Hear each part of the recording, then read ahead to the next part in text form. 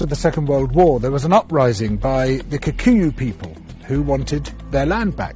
The Kikuyu were herded into concentration camps and fortified villages, almost the entire population of over 1 million people. People were systematically tortured to death. They invented a new kind of pliers whose purpose was first to crush men's testicles and then to cut them off. They raped women with bayonets. They raped men. Similarly, a favoured technique was to ram sand up the rectum with a stick. Sometimes they were rolled up in barbed wire and kicked around the compound until they bled to death. Some of the British soldiers boasted about this. This is within living memory. The Colonial Secretary lied about it. The papers documenting it were burnt. The impact of the rich and powerful nations has been so phenomenally murderous and destructive that it has been completely airbrushed from our national consciousness.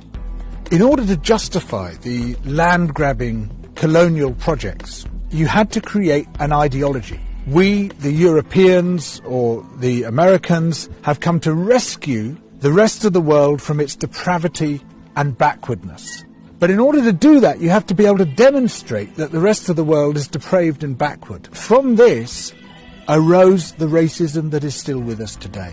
It was a necessary component of the colonial project.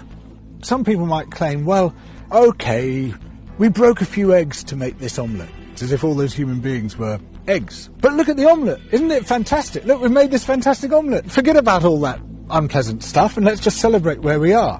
Where we are is a continuation of the project. We commodified people's land and people's labour and turned it into our property. We're also destroying the rest of the living world alongside it. We don't have to be like this. We are the same human beings as anybody else. We're all part of the same big human family. We just have to recognise that, accept that. And of course, within Western countries, there are plenty of brilliant people resisting colonisation, both internal colonisation within our own countries and external colonisation of other people's countries.